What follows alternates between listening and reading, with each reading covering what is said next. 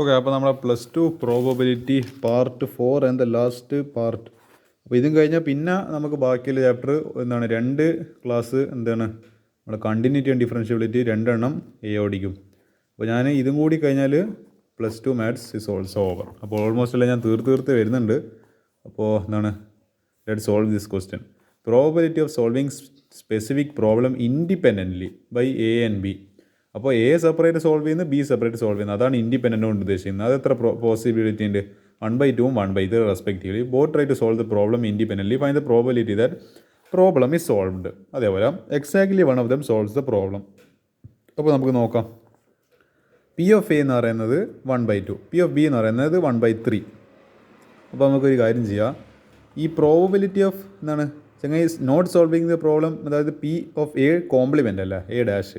അപ്പോൾ അത് 1 minus P of A അല്ലെങ്കിൽ 1 മൈനസ് 1/2. അതായത് ഒന്ന് ആര കുറച്ച് കഴിഞ്ഞാൽ ആര തന്നെ 1/2.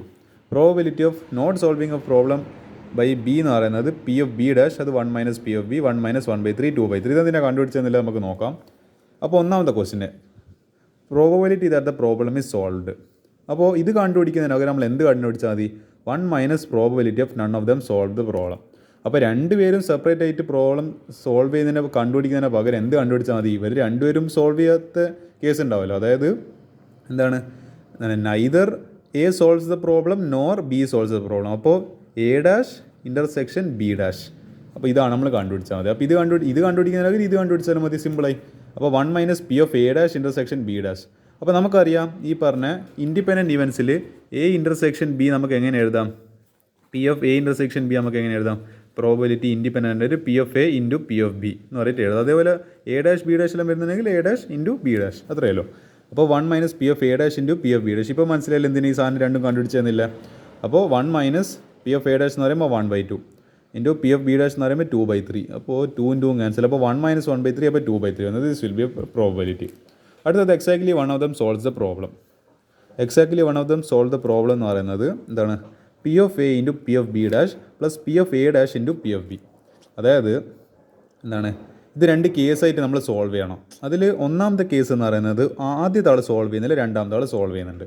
കാരണം അത് exactly one of them solve the problem. ഇവർ രണ്ടുപേരും സെപ്പറേറ്റ് ചെയ്യുന്നതുകൊണ്ട് തന്നെ 2 കേസസ് വരും.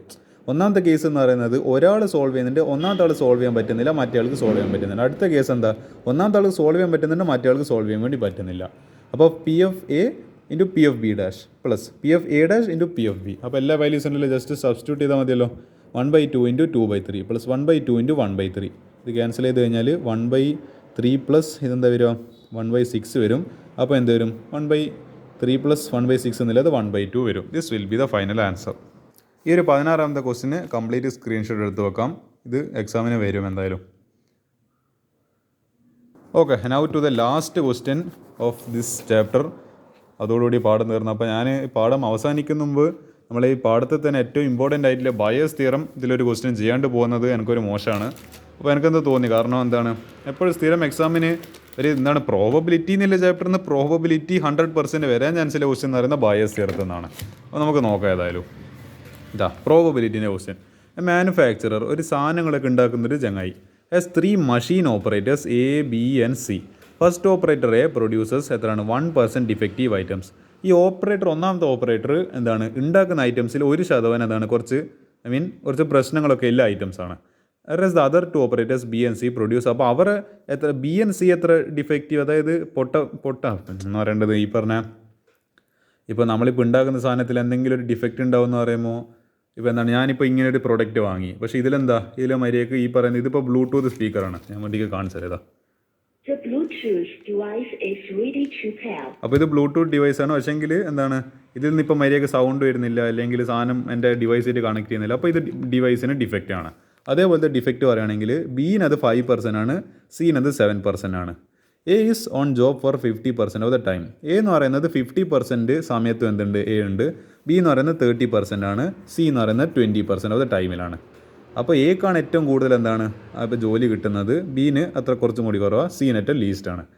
A defective item is produced. What is probability that is was produce? അപ്പോൾ ഒരു ഉണ്ടായ പ്രൊഡക്റ്റിൽ ഒന്ന് എന്താണ് മോശമായിപ്പോയി, അത് മര്യാദക്ക് വർക്ക് ചെയ്യുന്നില്ല. അപ്പോൾ അത് എ കാരണം ഉണ്ടാവാനുള്ള സാധ്യത എത്രയാണ്? ഇതാണ് നമ്മൾ ബയസ് തിയറം വെച്ചിട്ട് ചെയ്യേണ്ടത്. ഈവൻ എന്ന് പറയുന്നത് event that item is produced by മഷീനെ. E2 എന്ന് പറയുന്ന event is produce by item ഈ പറഞ്ഞ ബി. E3 എന്ന് പറയുന്ന event that item is produced by machine C. അപ്പോൾ ഇവിടെ നമുക്ക് അറിയുന്നത് E1, E2 and E3 are mutually exclusive and exhaustive events. ഇനി നമുക്ക് ഓരോന്നിൻ്റെ പ്രോബബിലിറ്റി നോക്കാം. പി ഓഫ് E1 എന്ന് പറയുമ്പോൾ 50%, അല്ലെങ്കിൽ എത്ര 50/100 എന്ന് പറയുന്നത് 0.5. ഈ പി ഓഫ് E2 എന്ന് പറയുന്നത് 30%, അല്ലെങ്കിൽ 0.3, കാരണം 3/10 അല്ലേ. 20% പി ഓഫ് E3 എന്ന് പറയുന്നത് 20%, 0.2. Let event that item is chosen is found to be defective. അപ്പോൾ എന്താണ് നമ്മൾ കണ്ടീഷണൽ പ്രോബബിലിറ്റി വെച്ചിട്ട് പി ഓഫ് ഗിവൺ E1 എന്ന് പറയുന്നത് എന്താണ് 1/100. ലൈക്ക് നിങ്ങൾ ആലോചിച്ച് 1% ചാൻസ് എന്ന് പറയുമ്പോൾ ഡിഫക്റ്റീവ് ആവാനല്ല 1% ചാൻസ് എന്ന് പറയുമ്പോൾ അപ്പോൾ 1/100, അപ്പോൾ അതിൻ്റെ പ്രോബിലിറ്റി 0.1. പി ഓഫ് E2 എന്ന സ്ഥിതി 5% ആണ് ഡിഫക്റ്റീവ് ആവാനല്ല ചാൻസ്, അപ്പോൾ 5% എന്ന് പറയുമ്പോൾ 0.5. അങ്ങനെ തന്നെ അല്ല 1% അല്ല, സോറി ഇത് 0.1 അല്ല 0.01, ഇത് 0.05, കാരണം 1/100 അല്ല, അപ്പോൾ 2 zeros ഉണ്ടാവും. അപ്പോൾ 0.05, ഇത് 5% സ്ഥിതി, ഞാൻ 50% ആണ് 0.5, 5% ആകുമ്പോൾ 0.05 ആവും.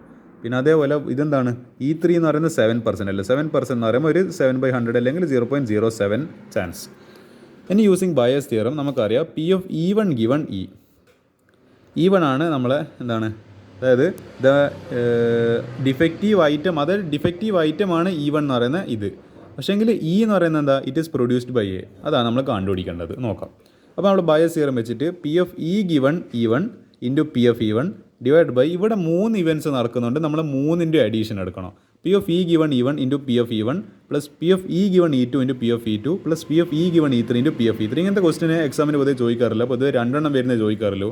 സംഭവം സിമ്പിളാണ്, 2, 3 തമ്മിൽ വലിയ വ്യത്യാസമൊന്നുമില്ല. കുറച്ചൊരു എന്താണ് ഇവിടെ ഒരു എക്സ്ട്രാ ഒരു എഡീഷൻ വരുന്നതിലും, പക്ഷേങ്കിൽ ചിലപ്പോൾ നിങ്ങൾ ഇങ്ങനത്തെ ക്വസ്റ്റ്യൻ ചിലപ്പോൾ ചെയ്തിട്ടുണ്ടാവില്ല.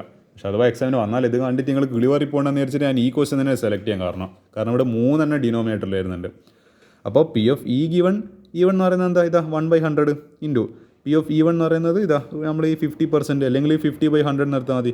ഇങ്ങനെ ആക്ച്വലി നിങ്ങൾക്ക് അതായത് ഞാൻ ഈ പറഞ്ഞ ഡെസിമൽ നിങ്ങൾക്ക് ഒരു അൺകംഫർട്ടബിൾ ആയിട്ട് തോന്നുന്നുണ്ടെങ്കിൽ, അതായത് ഇപ്പോൾ 0.01 ഇൻറ്റു 0.5 എന്നെല്ലാം ചെയ്യുന്ന ബുദ്ധിമുട്ടാണെങ്കിൽ അങ്ങനെ ചെയ്യണ്ട. നിങ്ങൾക്ക് ഇതാണ് ഈ ഫ്രാക്ഷനിൽ ചെയ്യുന്നതാണ് കുറച്ചും കൂടി കംഫർട്ടബിൾ ആയിട്ട് തോന്നുന്നെങ്കിൽ അങ്ങനെ ചെയ്താൽ മതി. നിങ്ങൾക്ക് എന്താ ഏറ്റവും അടിപൊളി, അതാണ് എനിക്കും ഇമ്പോർട്ടൻ്റ് എന്ന് പറയുന്നത്.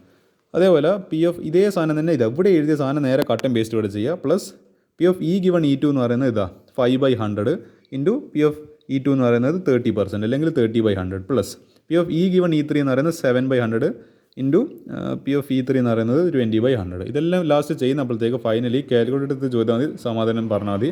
5/34 will be the final probability. ഇത് 0. സംതിങ് ആയിരിക്കും വരിക, എനിക്കറിയില്ല എത്രയാണ് വരുന്നത്.